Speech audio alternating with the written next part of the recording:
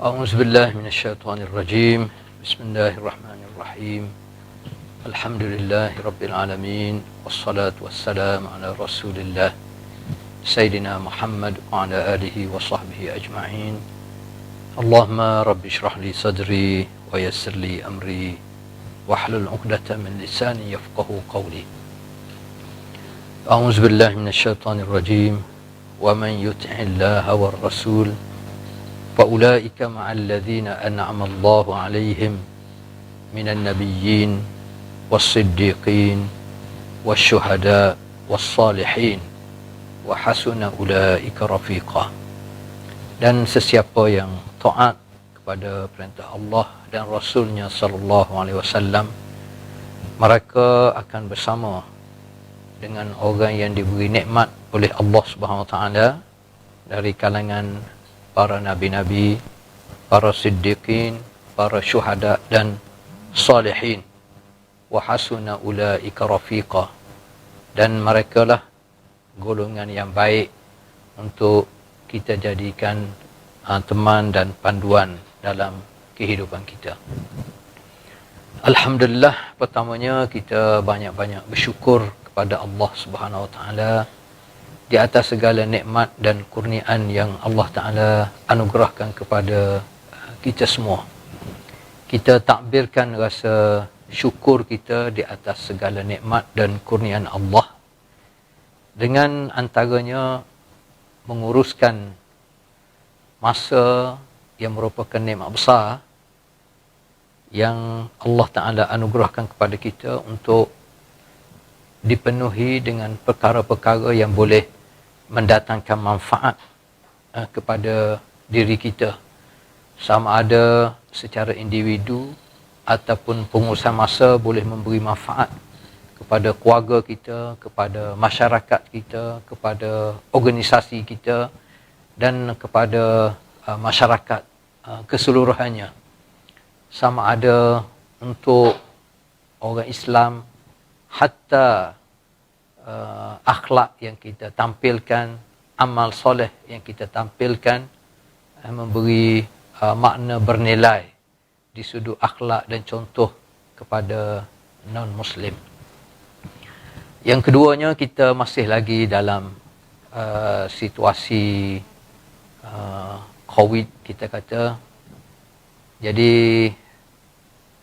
kita sentiasa berdoa kepada Allah Subhanahu Wa Taala, selain daripada kita mematuhi SOP dan mematuhi peraturan-peraturan yang dikeluarkan oleh pihak berwajib, kita juga hendaklah sentiasa berdoa kepada Allah SWT, semoga musibah ini, semoga ujian ini dapat dihindari dalam tempoh yang terdekat. Dalam masa sama, kita juga masih dalam kita panggil situasi ataupun bulan sambutan Maulidur Rasul sallallahu alaihi wasallam. Jadi di kesempatan ini kita sentiasa mengambil peluang untuk sentiasa berselawat kepada Nabi kita Muhammad sallallahu alaihi wasallam. Dalam masa yang sama, kita tahu setiap program-program besar yang biasa kita lakukan dengan mengambil kira sempena-sempena sesuatu berdasar kepada sirah Nabi kita Muhammad sallallahu alaihi wasallam. Ada masa kita buat program yang berkaitan dengan Hijratul Rasul sallallahu alaihi wasallam. Ada masa kita buat program berkaitan dengan mengingati sejarah ataupun peristiwa Isra' dan Mi'raj yang berlaku kepada Nabi kita Muhammad sallallahu alaihi wasallam.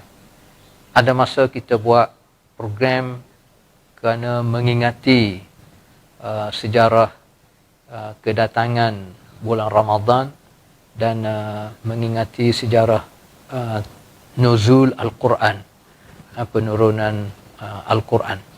Begitu juga apabila datangnya Rabiul Awal, biasanya kita buat program yang berkaitan dengan Maulidur Rasul. Semua program-program yang kita lakukan sama ada dalam skala yang kecil ataupun besar, sebenarnya tidak ada tujuan lain melainkan untuk mengembalikan diri kita, jiwa kita, kehidupan kita kepada kehidupan yang lebih bermakna. Kehidupan sebagaimana yang diajar oleh Nabi kita Muhammad sallallahu alaihi wasallam. Sebab itulah ayat Quran ada menyebut a'udzubillahi minasyaitonirrajim, bismillahirrahmanirrahim, laqad kana lakum fi rasulillahi uswatun hasanah. Dalam kehidupan Rasulullah sallallahu alaihi wasallam, dia merupakan qudwah, dia merupakan uswah, dia merupakan teladan yang terbaik kepada kita dalam menghabiskan masa kita semasa kita hidup di atas muka bumi Allah ini dalam segenap aspek kehidupan, sama ada yang berkaitan dengan pendidikan, yang berkaitan dengan ekonomi, yang berkaitan dengan sosial, yang berkaitan dengan politik, yang berkaitan dengan seluruh kehidupan kita, mesti asasnya kita berpandu kepada apa yang diajar oleh Nabi kita Muhammad sallallahu alaihi wasallam. Kita juga tahu bahawasanya melalui Al-Quran, melalui hadis Nabi sallallahu alaihi wasallam, melalui sirah Nabi kita Muhammad sallallahu alaihi wasallam, kita faham antara tujuan utama kita dicipta oleh Allah Subhanahu Wa Taala adalah untuk mengabdikan diri kita kepada Allah Subhanahu Wa Taala. Wa ma khalaqtul jinna wal ins illa liya'budun. Dan kita tahu makna ibadat yang sebenar adalah kita rasa takut dan gerun kepada kemurkaan Allah Subhanahu Wa Taala. Kita rasa gerun dengan keagungan Allah Subhanahu Wa Taala. Kita rasa takut dengan azab neraka Allah Subhanahu Wa Taala. Atas dasar itulah maka kita sedaya upaya untuk beribadat kepada Allah Subhanahu Wa Taala dengan paksinya solat dan segala arahan daripada Allah Subhanahu Wa Taala, dan berikhtiar untuk meninggalkan segala apa yang dilarang oleh Allah Subhanahu Wa Taala. Dalam masa yang sama, kita juga berkehendak untuk mendapat nikmat syurga di sisi Allah Subhanahu Wa Taala. Itulah antara makna ibadat kita kepada Allah Subhanahu Wa Taala. Bahkan dalam masa yang sama, sesuai dengan perkembangan umur kita, kita mesti berikhtiar untuk makna ibadat itu kita lakukan sesuatu kerana kita rasa seronok berusaha untuk mematuhi arahan Allah Subhanahu Wa Taala. Dalam masa yang sama, kita juga berikhtiar supaya ibadat yang kita lakukan berada di makam yang tinggi, sehingga kita beribadat kerana kita rasa kita ni adalah hamba Allah Subhanahu Wa Taala. Dan Allah Subhanahu Wa Taala adalah pencipta kita.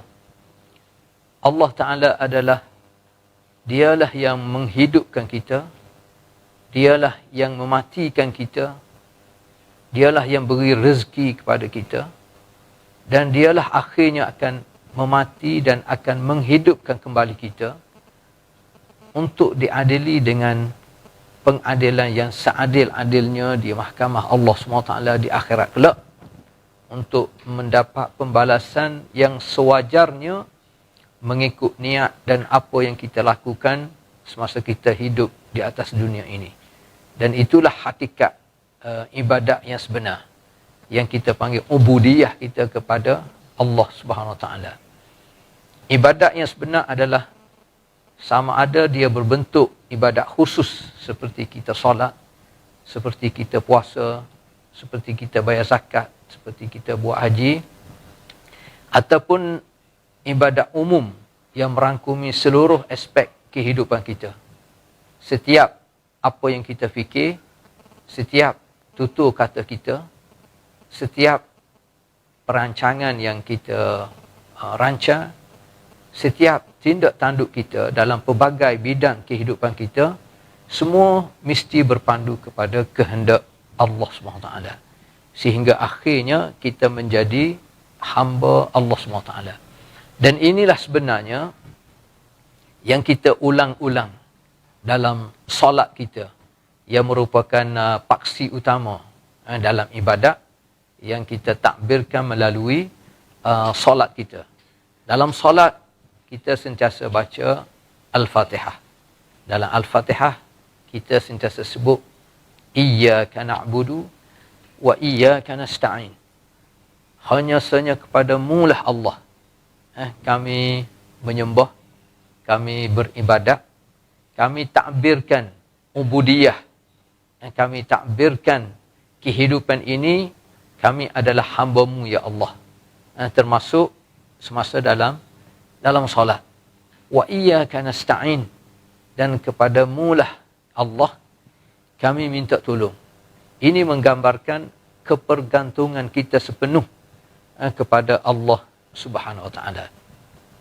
Artinya apabila kita sebut ibadah, dia memberi makna ibadah adalah ta'ah tau'iyah. Ibadat sebagaimana kita tahu, dia merupakan bentuk ketaatan kita, kepatuhan kita kepada kehendak perintah Allah SWT, dan kita lakukan sepenuhnya kerana Allah Subhanahu Wa Taala, secara sukarela, bukan kerana terpaksa. Itu makna ta'ah tau'iyah, mamzujah bimahabbah qalbiyah. Dan kepatuhan ini, ketaatan ini mengandungi sama rasa kasih dan sayang kita kepada Allah Subhanahu Wa Taala. Bimahabbah qalbiyah, lahir daripada kasih dan sayang itu daripada hati nurani kita yang bersih, yang berasaskan ibadat kita kepada makrifah yakiniyah, ilmu, kefahaman yang benar yang kita ambil daripada Al-Quran, daripada hadis Nabi SAW, daripada kefahaman apa yang kita baca daripada buku sirah Nabi kita Muhammad SAW, tufdi ila sa'adah abadiyah. Yang mana kita yakin ibadat yang kita lakukan, setiap kerja yang kita lakukan dalam pelbagai aspek kehidupan kita, kita yakin apabila semuanya kita lakukan kerana Allah SWT, kita yakin kita akan mendapat sa'adah abadiyah, mendapat kebahagiaan yang abadi dengan izin daripada Allah Subhanahu Wa Taala.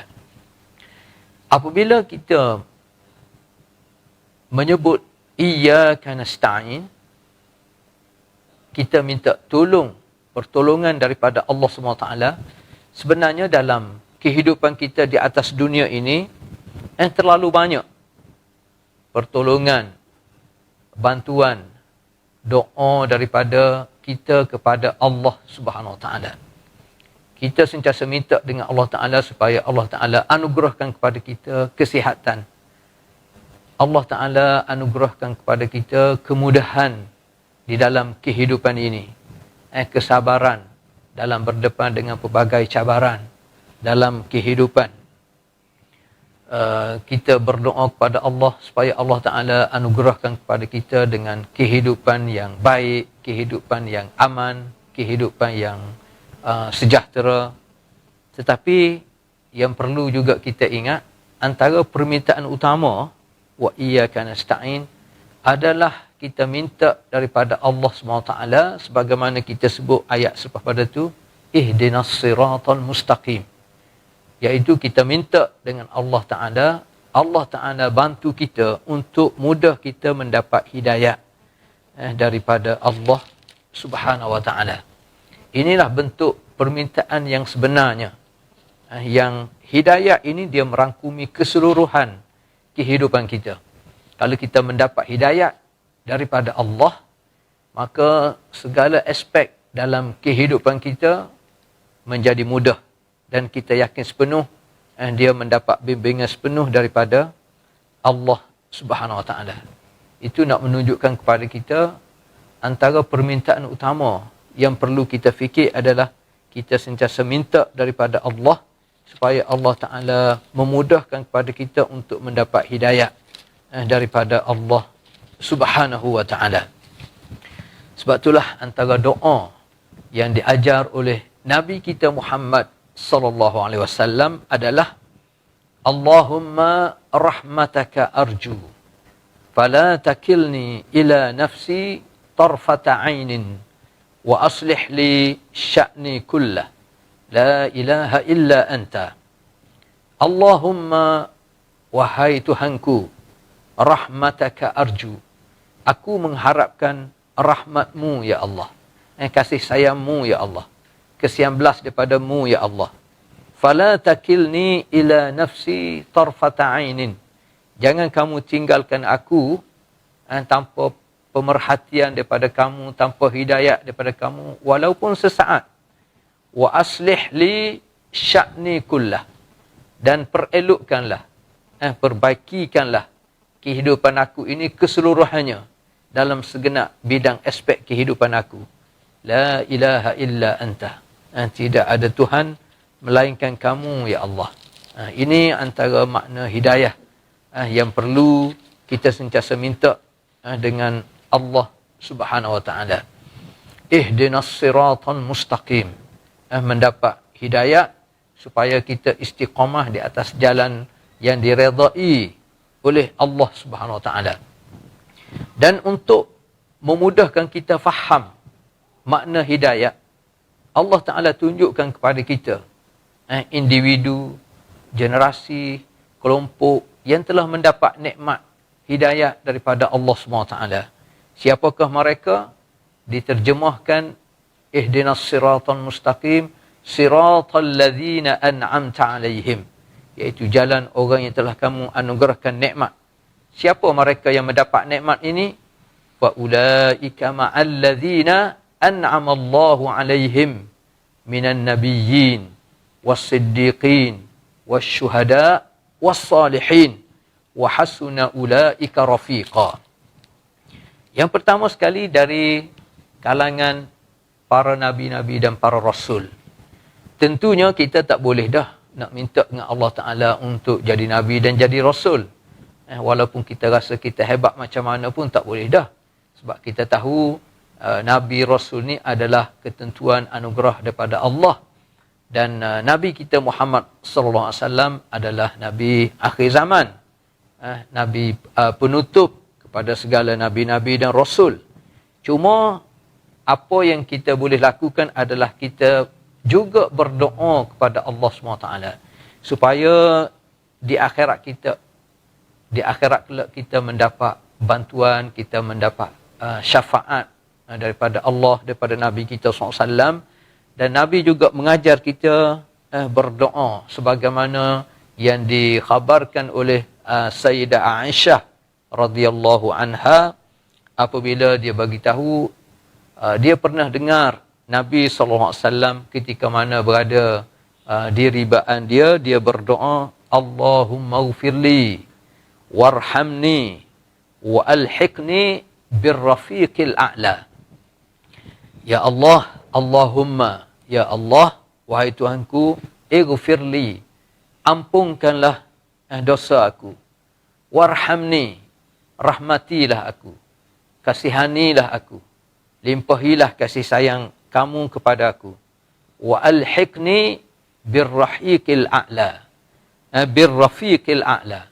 Dan masukkanlah aku dalam golongan orang yang berada di ar-rafiq al-a'la. Ar-rafiq al-a'la, sebahagian ulama terjemah, dia merupakan al-jannah, iaitu syurga. Ada ulama kata ar-rafiq al-a'la makna dia fawqas samawati wal ard, di alam atas pada langit dan bumi, langit yang ketujuh. Dan ada yang kata ar-rafiq al-a'la adalah Allah Subhanahu wa ta'ala.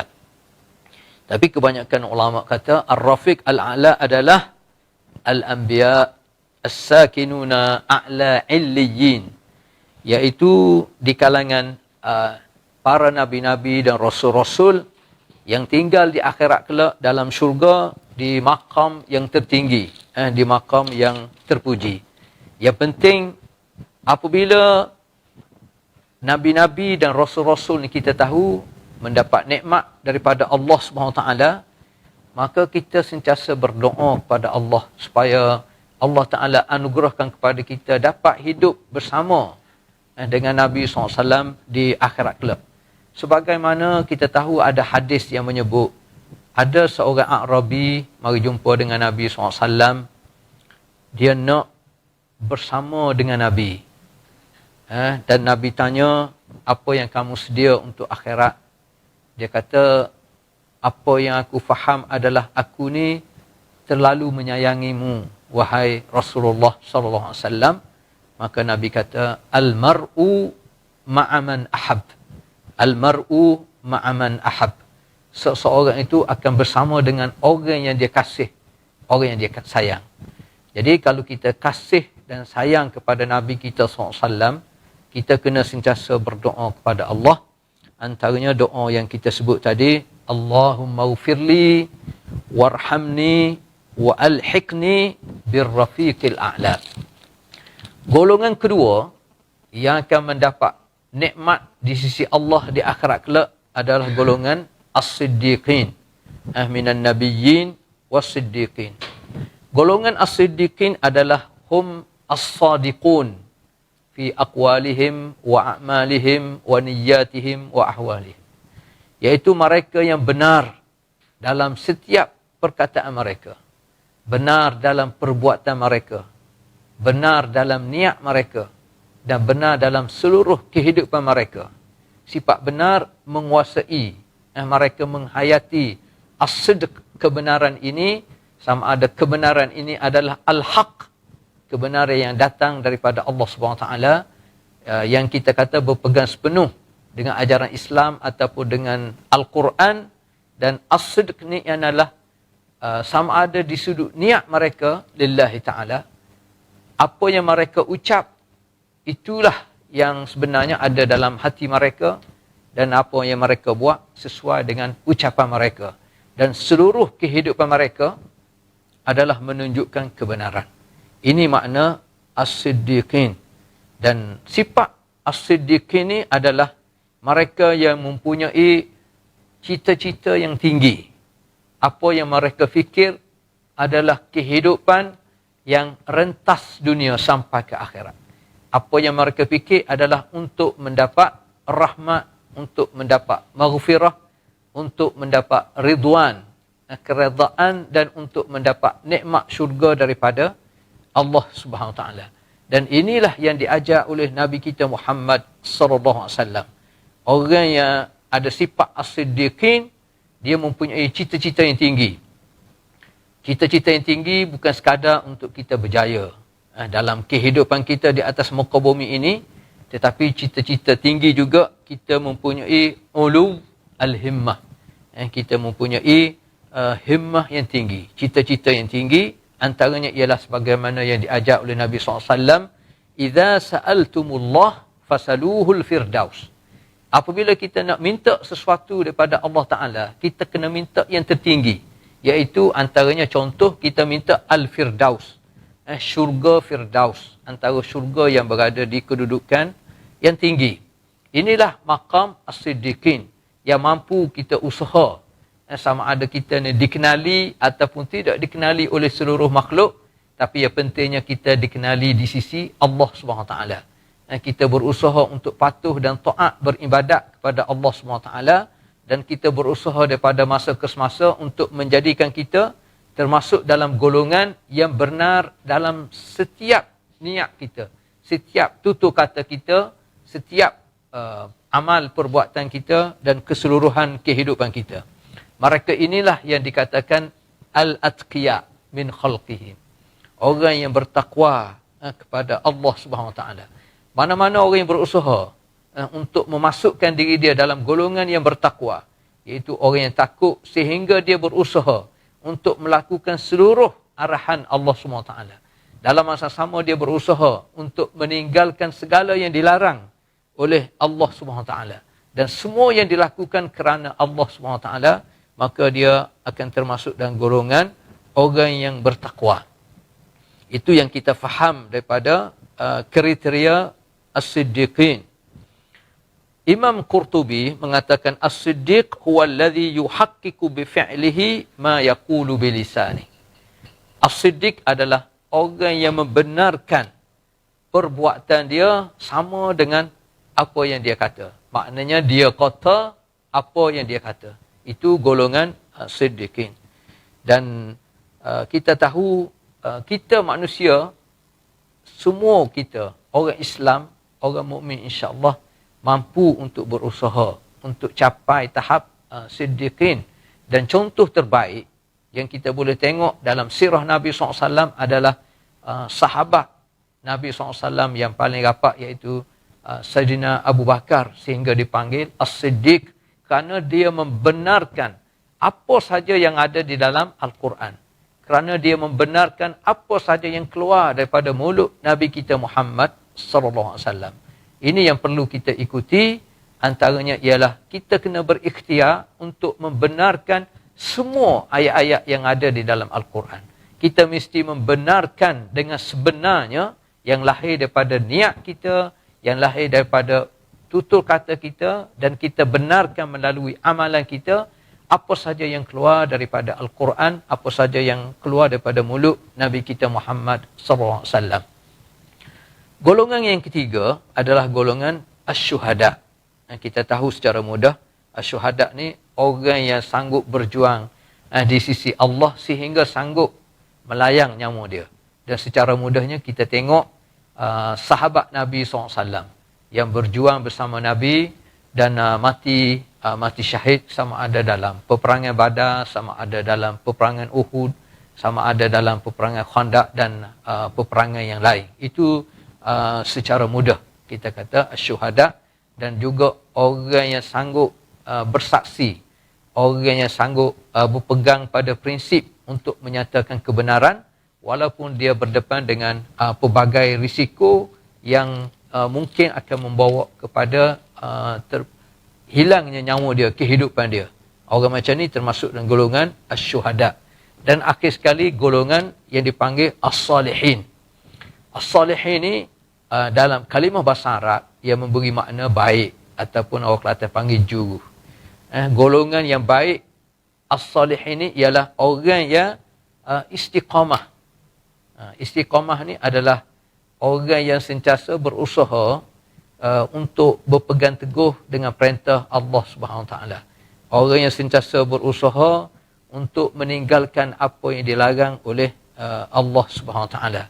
Dan dia sentiasa berikhtiar untuk membuat amalan-amalan ibadat dan kerja harian kita dengan ikhtiar, dengan niat untuk mendekatkan diri kepada Allah Subhanahu Taala. Dalam masa yang sama, as-salihin ni ialah orang yang berusaha untuk hiasi diri dia dengan akhlak-akhlak yang terpuji yang ditunjuk oleh Nabi kita Muhammad sallallahu alaihi wasallam. Istiqamah ni al-mustaqim al-muaddi liwajibatihi. Orang yang menunaikan segala tanggungjawab dia. Sama ada dia seorang ustaz, sama ada dia seorang tentera, sama ada dia seorang doktor, sama ada dia ahli perniagaan, ahli politik. Kalau dia tunai tanggungjawab dia, tunai amanah yang diamanahkan kepada dia, maka dia termasuk dalam golongan orang yang mustaqim, iaitu dalam golongan orang as-salihin. Dan kita juga sentiasa berdoa kepada Allah Subhanahu Wa Taala sebagaimana ayat Quran, wa adkhilni bi rahmatika fi ibadikas salihin. Kita berdoa kepada Allah supaya Allah Taala masukkan kita dengan rahmat Allah Subhanahu Taala, dengan kasih sayang dan kesian belah daripada Allah Subhanahu Taala, supaya kita juga termasuk fi ibadika as-salihin, dalam golongan hamba-hambamu yang soleh. Dan Nabi juga SAW mengajar kita supaya kita berdoa, Allahumma tawaffana muslimin wa ahyina muslimin wa alhiqna bis salihin. Ya Allah, akhirnya kalau sampai saat dan ketikanya kamu nak mengambil nyawa aku, maka matilah kami dalam keadaan muslimin, dalam keadaan kita ni menyerah diri kepada Allah Subhanahu Taala. menyerah diri dalam keadaan kita beribadat kepada Allah SWT. Wa ahyina muslimin, dan hidupkan kami sama ada atas dunia ataupun khususnya supaya kita hidup dalam keadaan kita muslim, seorang muslim, seorang yang menyerah diri sepenuh kepada kehendak Allah SWT. Wa alhiqni bis salihin, dan masukkan aku dalam golongan orang yang soleh. Begitu juga dalam ayat Quran yang lain ada disebut Rabbi habli hukma, Rabbi habli hukman wa alhiqni bis salihin. Ya Allah, anugerahkan kepada aku, berikanlah kepada aku hukman. Hukman di sini memberi makna hikmah, iaitu ilman wasi'an mashuban bi amalin salih. Allah Ta'ala, kita doa supaya dia beri kepada kita hukman, iaitu ilmu yang luas. Maknanya kefahaman yang luas. Al-fahmus sahih lil Islam. Kefahaman yang sebenar tentang Islam. Bahwasanya Islam ni merupakan ad-din. Inna ad-dina indallah al-Islam. Islam sebagaimana yang diajar oleh Nabi kita Muhammad sallallahu alaihi wasallam. Sehingga Islam ni dipanggil ad-din. Ad-din sebagaimana yang kita faham, dia merupakan sistem hidup. Dalam segenap aspek kehidupan kita mesti berpandu kepada Islam. Sebab itulah dalam Fatihah kita sebut Maliki Yaumiddin. Allah Ta'ala ni adalah pemilik hari agama, iaitu hari pembalasan, iaitu hari akhirat, hari Yaum Al-Jaza, hari pembalasan.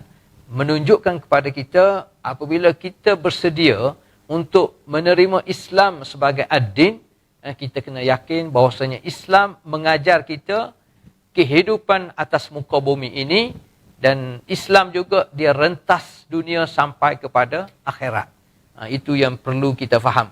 Artinya apabila kita berdoa kepada Allah, Rabbi habli hukman, iaitu kita minta Allah Ta'ala kurniakan kepada kita hukman, iaitu ilman wasi'an, ilmu yang luas, yang mashuban, yang diiringi. Ilmu ni yang kita perolehi, yang kita fahami, diterjemahkan melalui amal-amal soleh.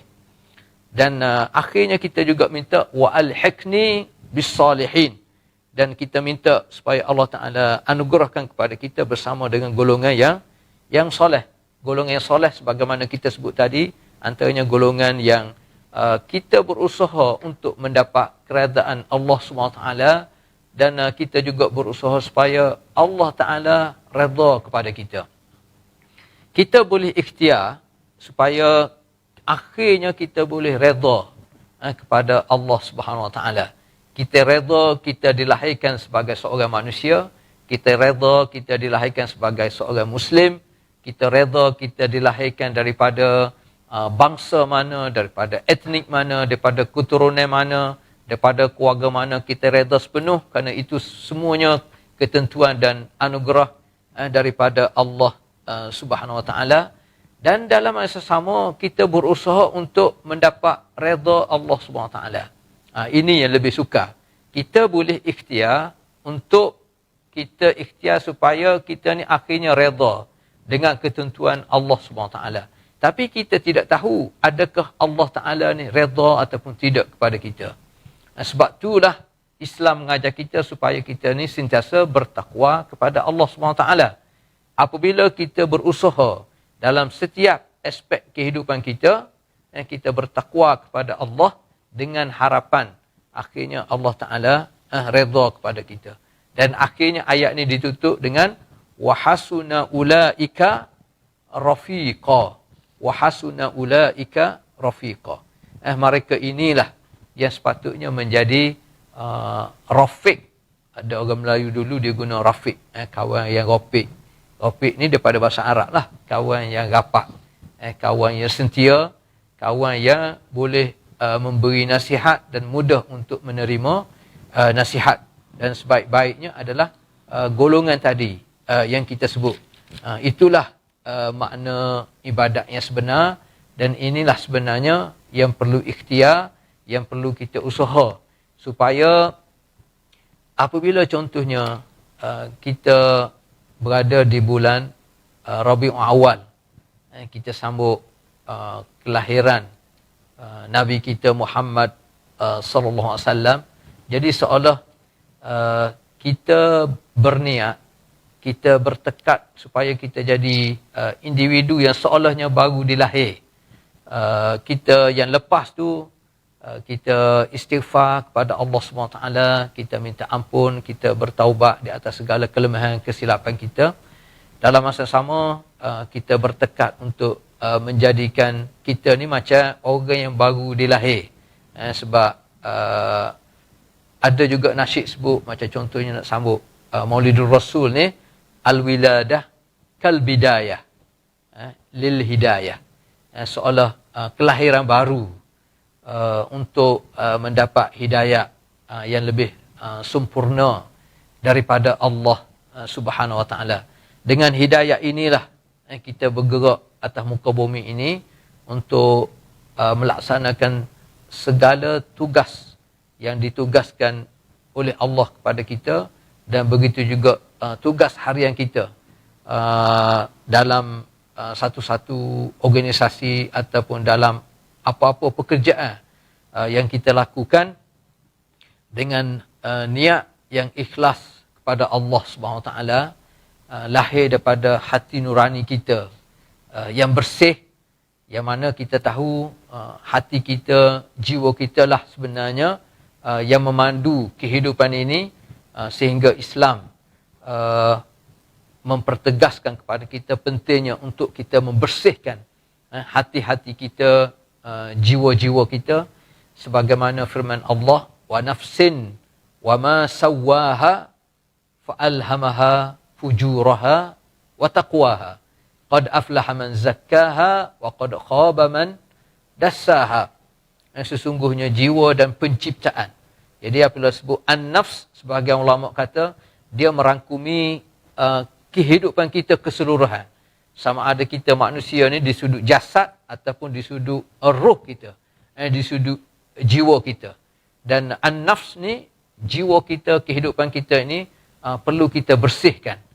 Kita bersihkan daripada sifat-sifat, daripada akhlak-akhlak yang mazmumah, yang tercela, kepada kita hiasi diri kita, kehidupan kita dengan akhlak yang mulia.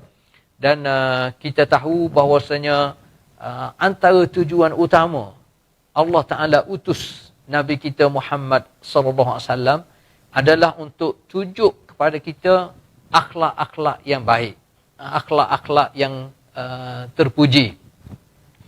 Nabi sendiri sallallahu alaihi wasallam dia sebut antara tujuan utama, bu'istu liutammima makarimal akhlak. Antara tujuan utama aku diutus oleh Allah SWT adalah untuk menyempurnakan akhlak-akhlak yang mulia. Macam mana kita nak berurusan dengan Allah Ta'ala, ada akhlak dia. Macam mana kita nak berurusan dengan Al-Quran, ada akhlak dia. Macam mana kita nak berurusan dengan makhluk keseluruhan, dengan manusia, dengan orang Islam, dengan non-Muslim, dengan seluruh makhluk, tumbuh-tumbuhan, binatang, semua sekali ada akhlak dia.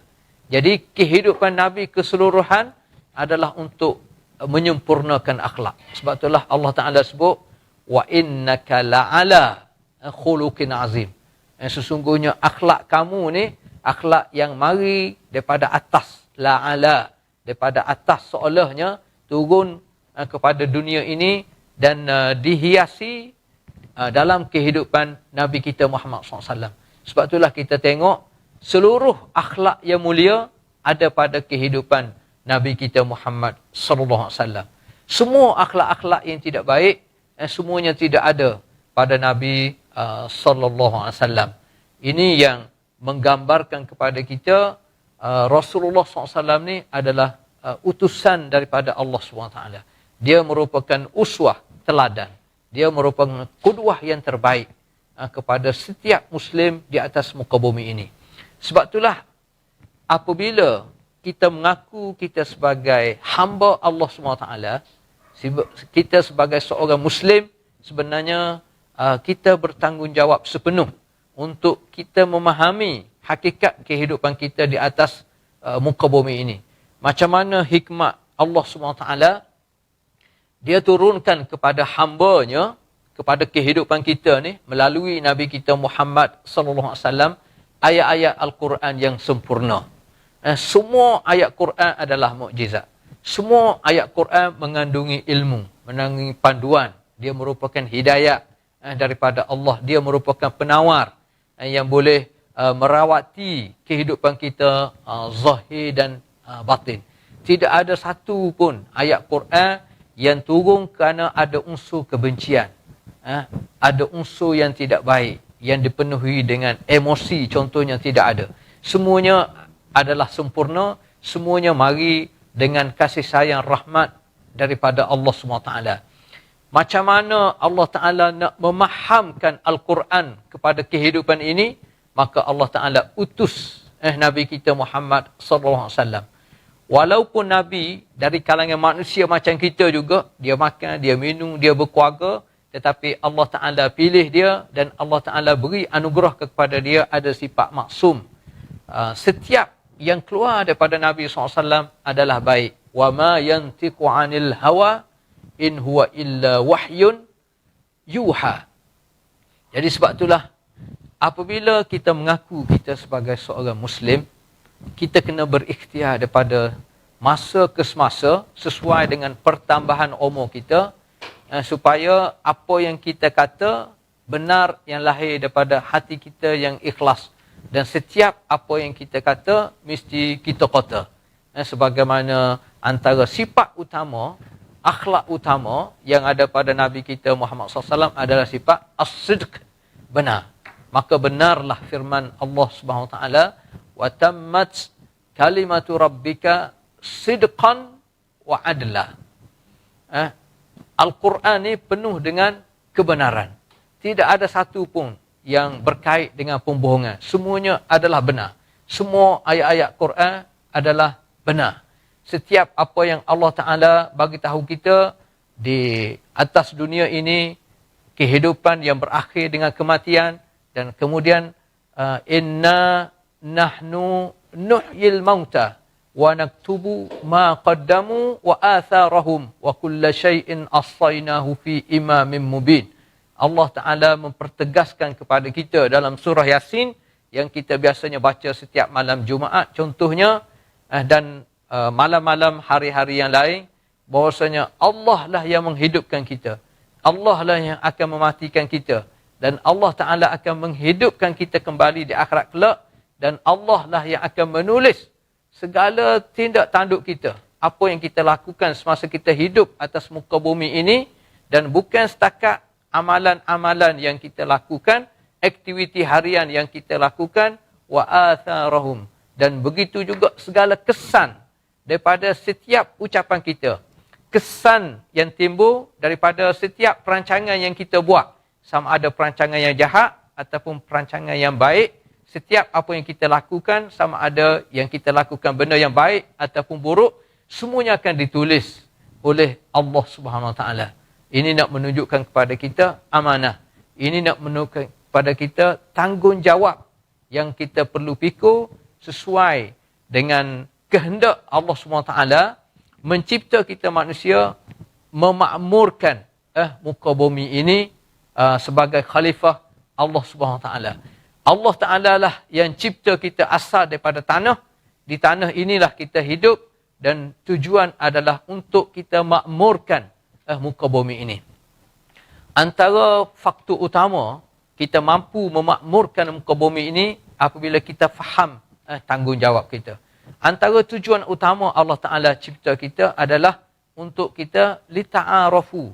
Ya ayuhan nas, inna khalaqnakum min zakarin wa untha wa ja'alnakum syu'uban wa qabaila lita'arafu. Sebelum akhirnya Allah Ta'ala kata yang terbaik di sisi Allah adalah orang yang bertakwa. Dalam masa sama, makna ta'aruf dia berkait dengan perkenalan. Dia berkait dengan hormat, menghormati. Dia berkait dengan kerjasama. Dia berkait dengan ada unsur memaaf, bertoleransi. Rentas agama, rentas bangsa, rentas etnik. Yang pentingnya kita sebagai Muslim, kita yakin sepenuh bahawasanya tidak ada cara hidup yang terbaik melainkan kita kembali semuanya kepada Allah SWT. Allah Ta'ala yang esa, Allah Ta'ala yang menurunkan Al-Quran, yang sepatutnya menjadi panduan kehidupan kepada seluruh makhluk di atas muka bumi ini. Dalam masa sama kita berkeyakinan sepenuh bahawasanya setiap apa yang kita fikir, setiap apa yang kita lakukan, setiap perancangan yang kita lakukan, semuanya bertulis di sisi Allah Subhanahu Wa Taala. Inilah makna ibadat yang sebenar. Inilah makna sambutan program Maulidur Rasul yang sepatutnya lahir dalam sanubari kehidupan kita, yang mana kita yakin umat Islam tidak akan kembali kepada zaman keagungannya kecuali apabila mereka semuanya kembali kepada Allah Subhanahu Wa Taala. Cuba belajar, memahami dan menghayati tuntutan Al-Quran dalam kehidupan mereka. Inilah kuliah pada malam ini, dan insya-Allah kita akan teruskan pada masa-masa yang akan datang. Mungkin insya-Allah mungkin kita cari tajuk tertentu ataupun buku tertentu untuk kita tanwirkan dia, untuk kita kuliahkan dia, sama ada dalam bentuk mingguan ataupun 2 bulanan ataupun bulanan. Yang pentingnya sedikit ilmu daripada hamba. Semoga kita semua mendapat manfaat yang baik. Segala kekurangan itu sama-sama kita berusaha untuk buang, untuk jauhkan kita daripada sifat-sifat yang mazmumah. Yang baik itu kita sama-sama ambil tanpa kita kira daripada sumber mana. Yang pentingnya kalau baik kita ambil, kita amal dan kita sebar. Yang tidak baik daripada mana-mana sumber pun kita jauhi dia. Kita minta Allah Ta'ala lindungi kita daripada musibah yang tidak baik, dan kita sentiasa berdoa supaya kita sentiasa mendapat rahmat, mendapat maghfirah, mendapat ridwan, dan akhirnya dapat menikmati nikmat syurga yang dijanjikan oleh Allah Subhanahu Wa Taala. Wabillahi taufiq wal hidayah. Wassalamualaikum warahmatullahi taala wabarakatuh.